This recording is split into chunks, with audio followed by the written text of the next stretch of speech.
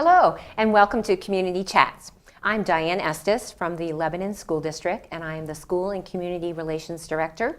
And we invite you to keep watching our program as we bring you new topics, new subjects, new folks to get introduced to that are here within the school district so that you know what's going on within our schools and the SAU and the central office. So I am excited to introduce to you today a couple of my guests, and Christine Downing, and she is the District Director of Curriculum, Instruction, and Assessment. I'm getting better at that, aren't I, Christine? You are, Diane. Good job. Yeah, thank you. And Peter Merritt, and he is the district's Director of Technology. And I wanted to bring them in today to tell you a little bit more about how those two intermix and how interrelated they are now versus even just a few years ago. And if you remember, and maybe you caught the program, I introduced you to both Christine and Peter in separate shows. And if you didn't get to see that, I invite you to go to the CATV Index and check them out. And they'll talk a little bit more about what they actually are doing within the district. And but I'm going to have them do a quick review, if you don't mind, Christine. Why don't we start with you? And would you just review for our viewers a little bit about what you do for the school district? Sure. The title is a mouthful, as you said. Curriculum, Instruction, and Assessment. That encompasses a lot, and I oversee pre-K, pre-kindergarten through grade 12. Curriculum, that is in regards to what do we teach our students, from our English curriculum all the way from pre-kindergarten through grade 12, to our math, to our science, to our social studies, to our health, our PE, our music, our art, our technology. My role is to really oversee that what we have put in place from the state, that the state requires that we do in terms of curriculum, is met on an annual basis. And of course, always staying current to curriculum. You know, Common Core state standards is obviously something that's on everybody's mind these days. So how do we align to those standards? New Hampshire actually has a broader set of standards called New Hampshire College and Career Readiness Standards. I see. And it encompasses the Common Core, but it also encompasses many other standards for all of our content areas that we teach in the district. So that's curriculum. So wow, that's just curriculum. Instruction, that can run the gamut of what are good teaching best practices for our teachers in their classrooms. How can we engage in students? How can we meet the needs of our range of learners? From our struggling students to our gifted and more talented students. So instruction plays that role as well. And of course, assessment, something coming very soon to Lebanon and all the districts in New Hampshire, is the Smarter Balanced Assessment that will be taken in April by all the school districts. So assessment and our assessment systems, we also use something called the Northwest Educational Assessment Program that we use kindergarten all the way through 10th grade and high school. And that's a nationally based assessment system as well. So curriculum, instruction, and assessment covers a lot. Add to that, I also oversee our Title I and Title II grants, which are federal funds. Also oversee professional development in the district. And also work on mentoring new staff, new teachers, as well as some of our alternative certified candidates who are going through certification through maybe a non-traditional approach. I see. So lots fall into the hat. Or into the pot. Yes. You have full days, I'm sure. Very full days. Yes. But love them. So. Well, it does sound like quite a bit of variety as well. Which, that's the one thing I love about my job is I can come every day, and it is about problem solving for people. It's about supporting people, keeping the district moving forward, and keeping things in sync. Yeah, that's great. Awesome. Well, that was very clear. If I forget, I'd like to circle back. So if we have time, I'd like to speak about the Common Core, what that really means, okay? So if I circle back, if I don't remember, you help me. Okay. All right. And Peter, we don't want to leave you out of the mix. So tell us a little bit about what the Director of Technology does. Well, the Director of Technology oversees all the technology in the district, responsible for software, hardware, ordering, maintenance, responsible for the servers, responsible for all the maintenance and update of all the database systems within our district. Some of the major things is like maintaining state reporting, maintaining our student information system, maintaining our budget system. Right. Responsibilities are to make sure all these systems are up and working for everyone who needs them at all times, and supporting the classroom teachers. That's one of the biggest things, making sure they have the right technology in their classrooms to support their curriculum. And that's one of the big parts of where we fall closely together in working. Right. As far as the curriculum tying into the delivery of the curriculum Yes. sometimes. And so, and I think it's important for folks to know that technology is kind of like a big umbrella, because like you said, Peter, it's got the software there, but you got the hardware too. And I think the thing about you is the fact that you're working like Christine across the lines. You're working with the staff, the Right. teachers, the staff like myself who needs a computer, but also right down to the student level. So that was actually what I really wanted to bring you both in and talk about today, is kind of just how you support each other and how you relate to each other. Because I think that's really important, and maybe a misconception on teaching and learning today. Because we don't even, like you said, state reporting. That's all done by It's all done electronically. electronically now. It used to be you probably filled out the forms, and but not so much anymore. Well, that's great. So would you, one of you, talk about how the marriage of curriculum and technology really works together to provide a consistent education for Lebanon students? Sure. Want me to start, Pete? Go ahead and Okay. start. All right. Yes. And he'll jump in. It's really important. Today's learner is a 21st century learner. And we hear that buzzword a lot, 21st century learning or 21st century student. What does that really mean?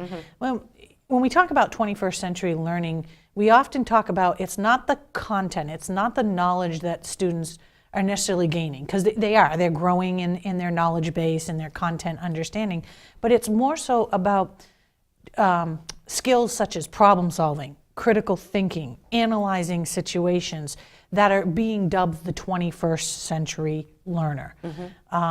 We need students who can think critically, look at problems and solve them. I actually went to a conference last week and came back, and one of the buzzwords right now, or buzz phrases I should say, in education right now is that we are preparing students for jobs we don't even know exist yet.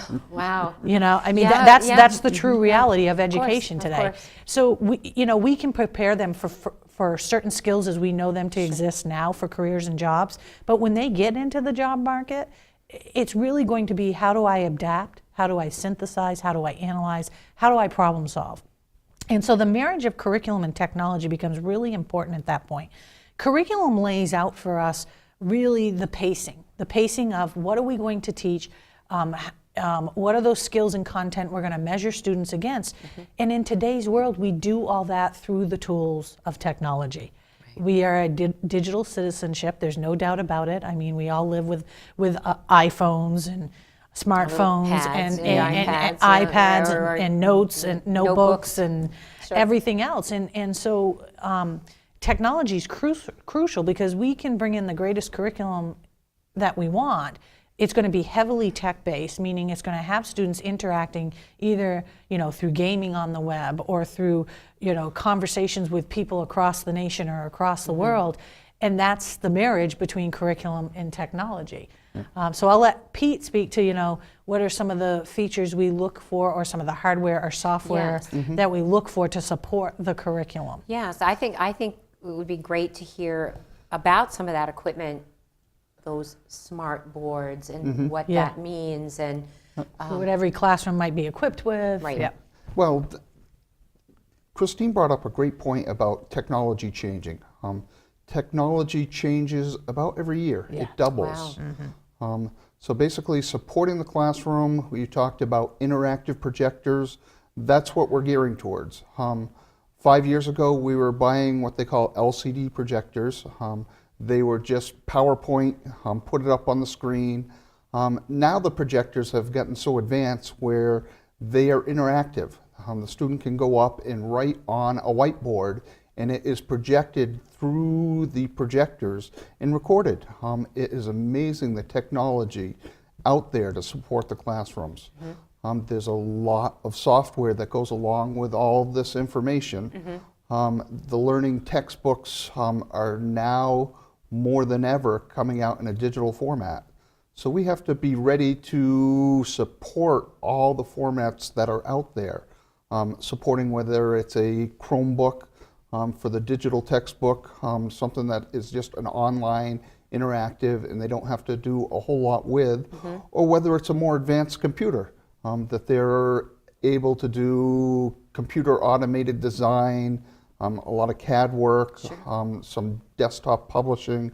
So there's a lot of different technology out there to support the students.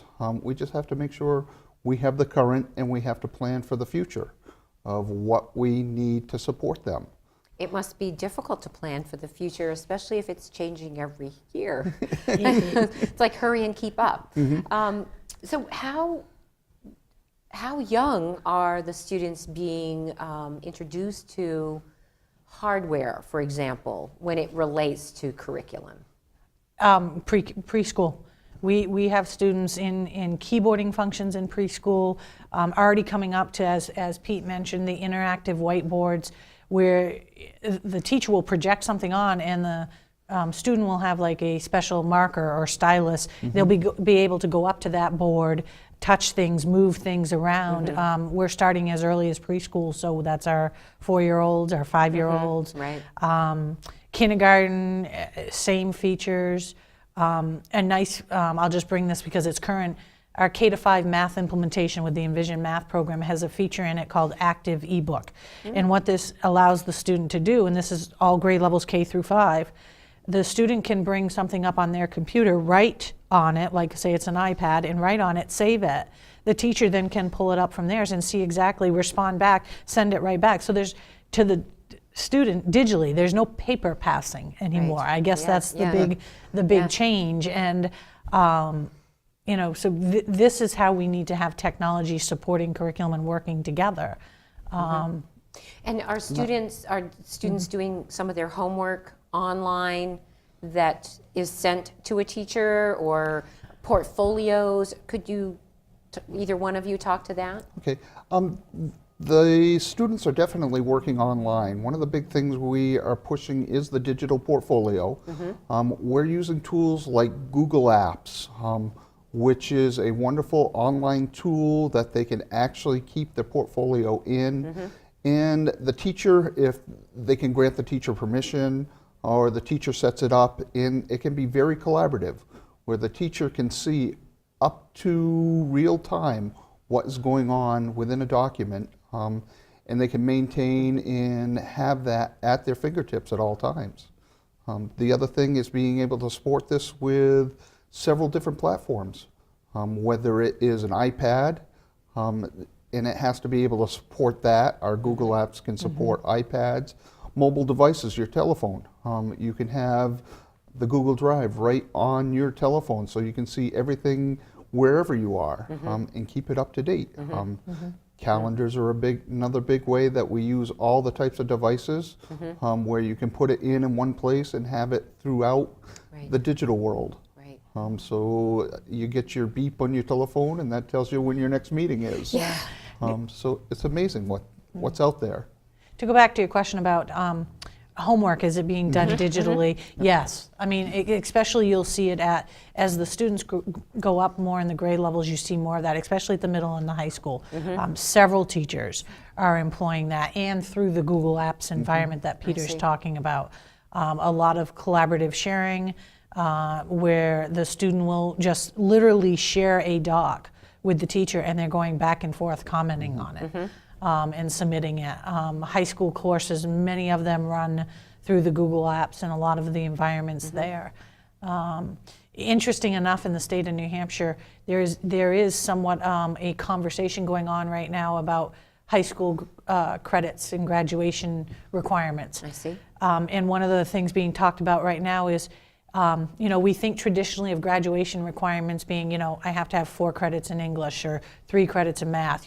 Typically we link it to the content. There's a conversation about saying, should we at least make one of those requirements that by the time you have graduated high school, you've taken an online course? Yes. Because a lot of our post-secondary institutions are doing that, for their students, and saying they're doing a lot of it digitally. Everything's done through some sort of discussion board that's digital, or a sharing feature. Well, I see that connection between even to apply for a position of employment, whether you're a student or an adult. Generally speaking, paper applications are a thing of the past.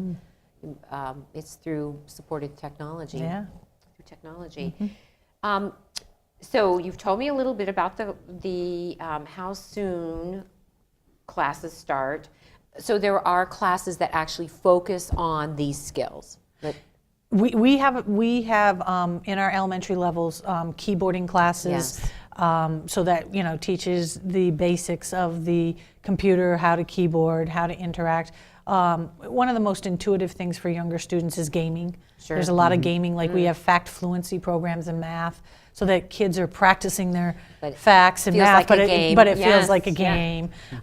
We have literacy classes. They're 21st century literacy classes at the middle school that look at how do you actually do some of the features of literacy, reading, writing, speaking, and listening, but through a digital platform.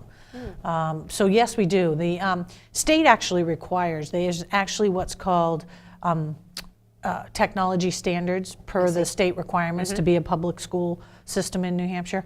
And so we have technology standards that we have to meet all the way from early elementary all the way to high school. One of the last things is the half-credit graduation requirement in technology standards for the high school. But yes, we certainly have that. And the trick is, if you start to look at all these things as isolated subjects, there's not enough time in the day to get them done. And that's truly what today's education is about. It's about integrating the knowledge. It really is a focus on integrating literacy with mathematics, science, social studies, technology, arts.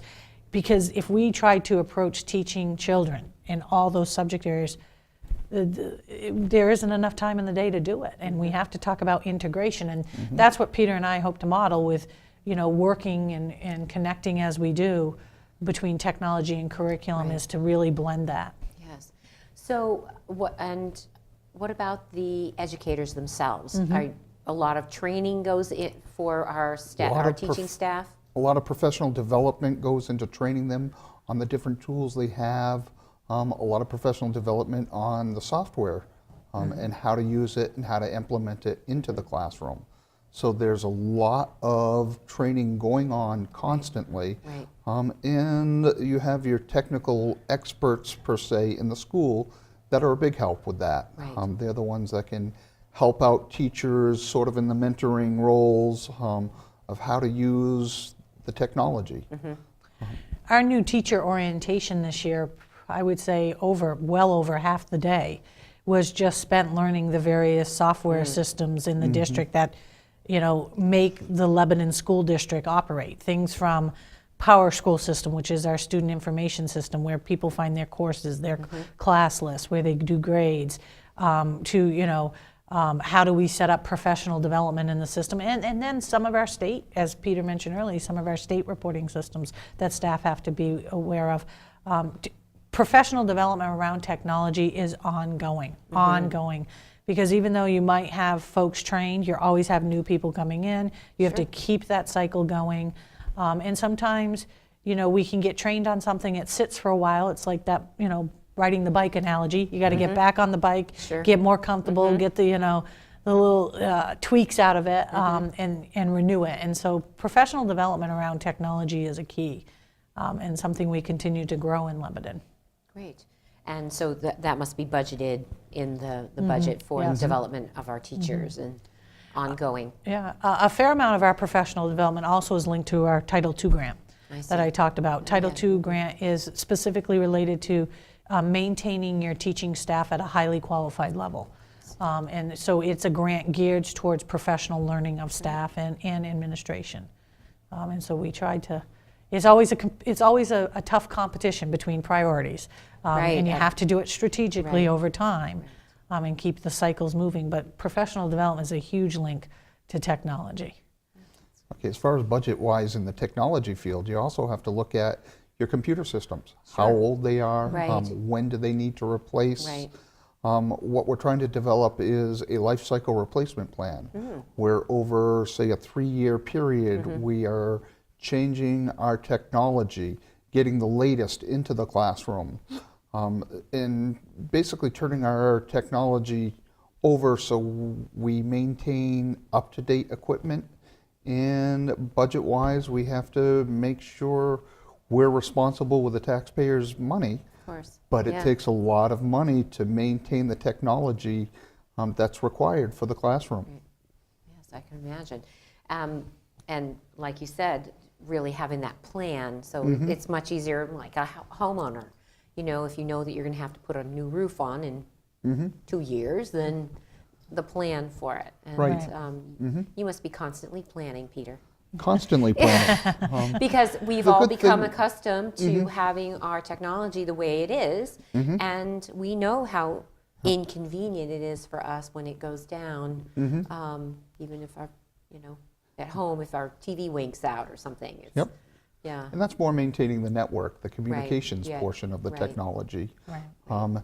Having the high-speed internet is one of the big things that has changed over the years. Wi-Fi, wireless networking. Right. All Do we have- of that is always changing, always updating. And do we have Wi-Fi in all of our school buildings? We have Wi-Fi in all of our school buildings, basically covering, I would say, about 98% of all buildings. So they can bring in, say, a mobile cart and be able to connect up wirelessly and have all the kids working on some type of a device all at the same time. So let's speak to that for just a moment. A cart. What does that mean? A cart is a mobile computer lab. Okay. And basically this is a way where the teacher can plan a curriculum that requires all the students in their classroom to have a device and all working at the same time on see. this. So they're able to wheel this cart around, and it contains 25 to 30 devices in the cart that they can take out and use wirelessly right in their classroom. That's great. So as a taxpayer, I'm thinking to myself, that's actually a very cost-effective way of getting technology into each student's hand by having not necessarily 20 or 30 computers in every classroom, which would be overwhelming for you to take care of, if nothing else, but to bring that in when that the curriculum or the assignment requires it. That's really interesting. So you mentioned briefly, and we've said enough about it, but you did say that the Department of Education actually has a requirement for technology. So there's the little box that has to be checked for technology and understanding that, and as it relates to curriculum. One of the simple requirements is that we have to have a demonstrated e-portfolio, an electronic portfolio for all of our students by the end of grade 8. That has to start in kindergarten. And so what we have been doing, there's a group of educators working on the e-portfolio system for K-8, and what we've been doing is linking what those standards need to be at each grade level. And it starts simple, like kindergartens, one of the things that we have to demonstrate in our e-portfolio is that can a 6-year-old, know the basic components of a computer, the keyboard, the mouse, and even mouse is kind of obsolete because we're creating a touch generation, right? But some of just the basic hardware that comes along with computing, to moving right up to demonstrating, can I, for example, at the upper elementary, can I demonstrate how to use a PowerPoint? as a presentation tool or a Prezi. And that's the other thing, is there's just so many applications now. We all think PowerPoint and we think the Microsoft PowerPoint. Well, now there's, I don't even know how many applications that can do like a PowerPoint presentation for you. So if I need help with my next PowerPoint, I should be checking out the fifth graders? There you go. Okay. There you go, definitely. But there's all kinds of those, and we scaffold that portfolio. So by the end of 8th grade, we've demonstrated all those standards that need to be met. That's great. Yeah. Well, it's really fascinating. I mean, just really briefly as we begin to wrap up here, do you want to speak to how things have changed even in the last 5 years, Peter? Things have changed tremendously in the past 5 years. They've gone from your desktop computer that wasn't connected to where all the computers are connected wirelessly. Basically, we've talked a little bit about what the job market is looking for in these kids. Right. So basically, we are trying to prepare them to go out into the job market, to go on to college, to prepare them for basically life after high school. And basically teaching the latest technology, having the latest programs is a must to keep them competitive in the job market and competitive in the college market. Everything is constantly changing.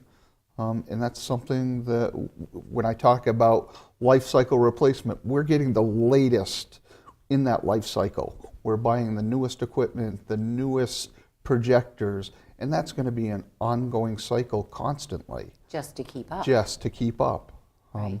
Over the past 5 years, I mean, it's leaps and bounds where we were. Because I can't even remember. Was there Wi-Fi? I mean, were we always connected then? I don't know. Well, the old Ethernet cables, remember the day, you had to be connected to that. I mean, and I would also add that with the increase of technology always changing, the usage demand is also up.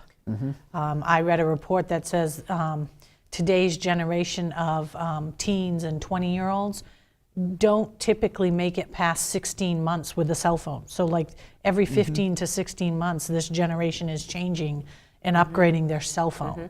I mean, and I'm sure that time's going to shrink. That you know, so usage is up too. So you have that demand. You know, the demand to use it and to make it available. And having the latest device is one of those things that's always on the minds of the students. Yes. To someday where we may be looking at a world where it's a bring your own device into school, where they are doing their digital textbook right on their telephone. So it's amazing the advancements. Well, my son recently graduated from college, and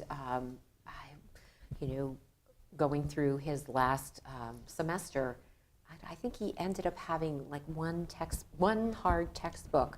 Everything else was an e-textbook, and as a requirement. And of course, at the college level, you bring your own device and make sure you have it. So yeah, the world is changing. Sure is. Yeah, it's exciting. Yes, it is very exciting. Well, I want to thank you both for being here with us today and letting the Lebanon viewers and the Upper Valley viewers know a little bit about what's going on in the Lebanon School District, especially as it relates to curriculum and technology. And I encourage you all to check out the website for the school district at www.sau88.net. And I also want to remind you and invite you to attend one of our many community forums that we'll be having over the next couple of weeks, and as we search for our new superintendent for the Lebanon School District. And you will see at the end of this program, the dates will be scrolling in the credits. So please, we invite you to come. You'll get to see Christine there with me, and Peter, well, he'll be like checking his budget and planning for the future, I think. And at any time, if you have a topic that you'd like us to discuss here on our community chats, please email me. It's dstis@sau88.net. And until next time, thank you for joining us. Bye-bye.